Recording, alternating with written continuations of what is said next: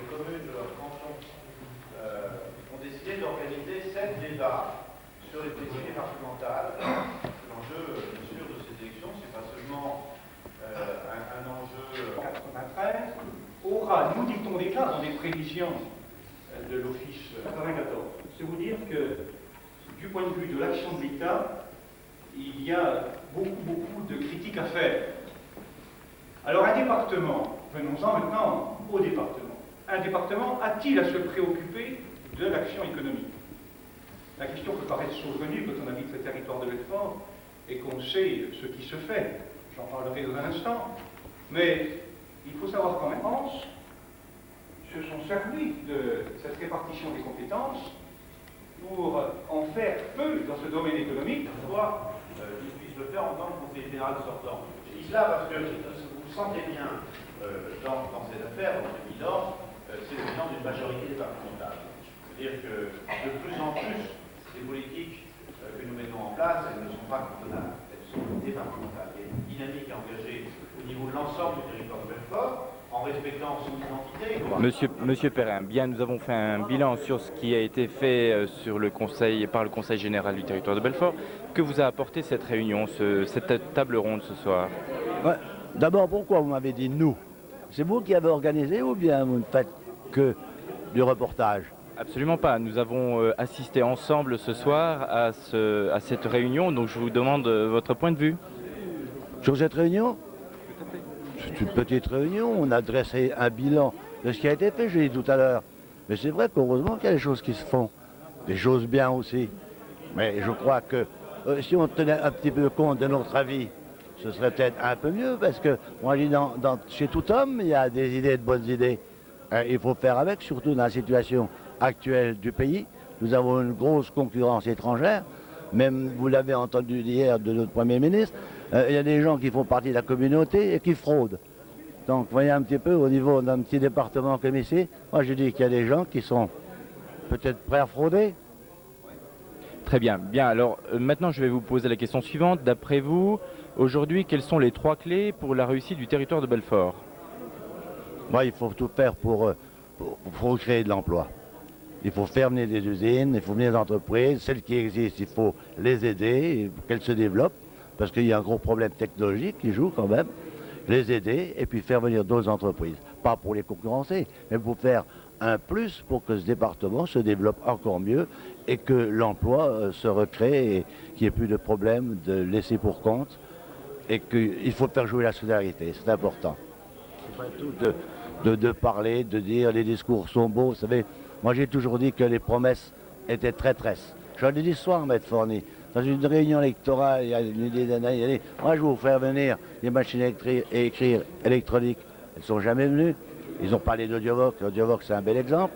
Et puis je dis, quand on parle aux HLM, quand on fait du logement social, je l'ai dit tout à l'heure, quand on voit l'immeuble de la pendulerie qui a été rénové, et des logements avec un loyer de 2500 francs, c'est pas du logement social. D'accord, bon. Merci beaucoup. Monsieur Forny, nous avons assisté ensemble donc à cette table ronde, ce bilan sur ce qu'a fait le Conseil général du territoire de Belfort. Qu'en avez-vous tiré? Du bilan lui-même, beaucoup de choses positives, parce que je considère que depuis plusieurs années, le Conseil général mène une politique en matière d'emploi extrêmement offensive. Bien entendu, il n'est pas en mesure à lui tout seul de régler les problèmes du chômage dans le territoire de Belfort. Cela dépend d'abord et essentiellement des politiques nationales, mais à chaque fois que cela est possible, le Conseil général essaie d'apporter sa contribution à cette lutte contre ce fléau qu'est le chômage. Et je citerai comme seul exemple l'action tout à fait exemplaire qui a été la sienne lorsque Bull a fermé l'unité de Belfort et qu'il a fallu assurer la reconversion de près de 1400 personnes. Une partie d'entre eux ont été reconvertis grâce précisément aux politiques menées par le Conseil général et aux implantations d'entreprises qui ont été permises notamment par le travail de l'ADEPT, l'Agence de développement économique de Belfort et du territoire. Bien, alors pour la dernière question, d'après vous, aujourd'hui, quelles sont les 3 clés pour l'avenir du territoire de Belfort? Bien, les 3 clés, je considère que pour moi, qui suis dans le sud, la première des clés, c'est le désenclavement, car nous avons une nécessité absolue de désenclaver le sud territoire de Belfort. La deuxième clé, c'est la diversification industrielle, car on ne peut pas s'appuyer, bien évidemment, uniquement sur le tissu industriel existant, qui a été florissant et riche à une certaine époque, mais qui aujourd'hui stagne et ne pourra pas se développer. Il faut donc diversifier, ça me paraît être la deuxième clé. Et la troisième, c'est par rapport aux politiques que nous menons au niveau du Conseil général, une politique de soutien et d'aide aux entreprises, chaque fois que cela est possible, par ce qui est permis par les lois de décentralisation. Et les lois de décentralisation permettent au niveau du Conseil général d'intervenir directement dans le tissu économique pour l'aider à se développer et à survivre. Merci beaucoup, monsieur. Bonsoir. Bonsoir. Nous avons assisté ce soir à une table ronde donc, sur ce qu'a fait le Conseil général du territoire de Belfort. Qu'en avez-vous tiré de cette réunion? Écoutez, ça a été l'occasion de faire un bilan de l'activité économique qui est menée par le Conseil général du territoire de Belfort, la majorité départementale de ce département. Et je pense que pour toutes les personnes qui étaient venues, ça a été un excellent moyen d'avoir en peu de temps rassemblé l'ensemble des actions qui ont été construites, suivies. Et même s'il y avait parmi l'assistance des personnes qui connaissaient déjà l'action du Conseil général, je pense que ce soir, avec un bilan raccourci dans le temps, ça aura été profitable. Ça, c'est pour la première partie. Ensuite, eh bien, ma foi, il y a eu des questions de poser au conseiller général sortant contre lequel je me présente. Et ma foi, c'était l'occasion de clarifier certaines choses. Et ça, je me félicite que ça ait pu être fait. Parfait. Maintenant, d'après vous, aujourd'hui, quelles sont les 3 clés pour l'avenir du territoire de Belfort? Alors, il faut en tout cas, le développement économique, puisque c'était le thème de ce soir, est une de ces clés. C'est vrai que si un département ne fait pas le maximum de choses et qu'il ne les organise pas au mieux, on risque de se trouver avec d'autres détériorations de l'emploi, alors qu'en luttant comme le Conseil général l'a fait, eh bien, on a de meilleures chances de le préserver. Ça, c'est une première clé. Une deuxième clé, je crois, c'est une meilleure protection de l'environnement à travers les différentes réalisations.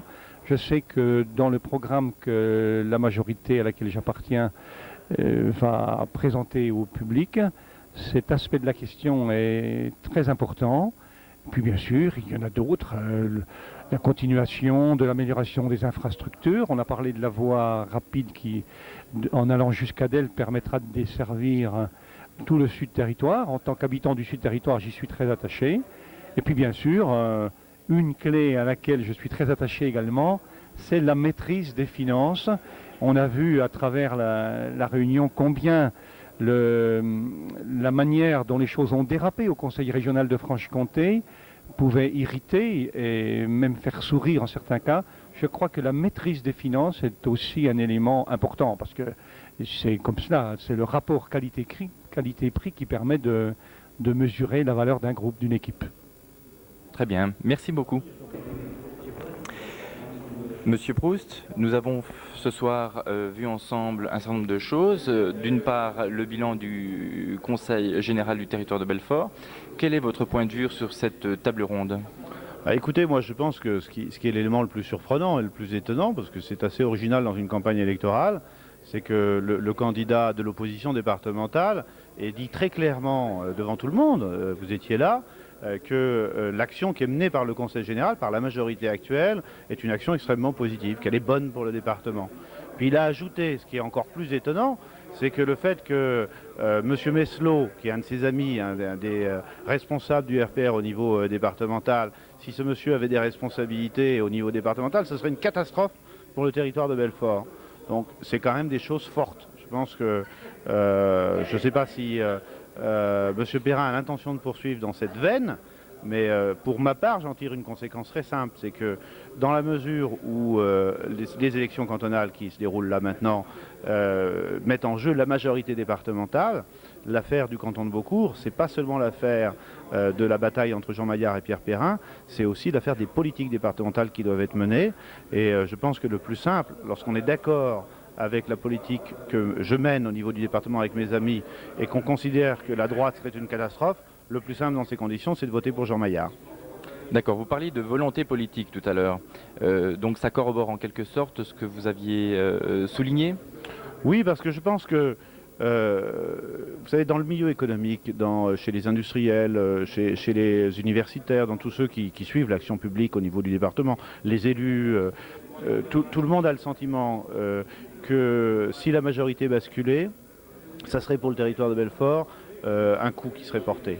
Et je suis plutôt fier, je dois le dire simplement, que les gens aient ce jugement, parce que c'était pas forcément complètement évident. Pendant longtemps, le fait que nous ayons des responsabilités au niveau national, et avec les difficultés de la situation actuelle, a fait que les jugements étaient nuancés, c'est-à-dire que les politiques locales avaient moins d'importance. On voulait condamner la politique nationale qui était menée.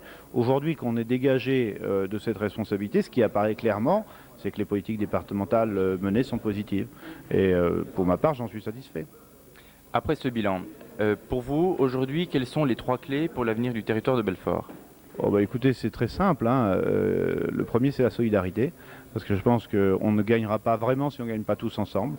Donc il faut continuer à développer des politiques sociales, il faut continuer à ce que tous les habitants du territoire de Belfort participent à la réussite du territoire. Le deuxième élément, c'est le développement, parce qu'il est clair que pour financer des politiques de solidarité, mais aussi pour donner une fin à ces politiques. La seule fin d'une politique sociale, c'est de mettre les gens au boulot, hein, au travail. Eh bien, il faut de l'emploi. Donc le développement est une condition des politiques de solidarité. Et puis le troisième élément, c'est la qualité de la vie, parce que de plus en plus, les décisions, les arbitrages en matière à la fois d'implantation économique, mais en même temps pour les gens, pour aller s'installer quelque part, c'est la qualité de vie qu'il y a dans ces territoires.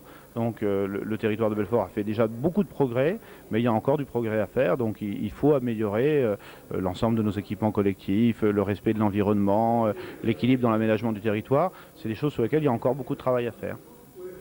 Monsieur le Président, merci.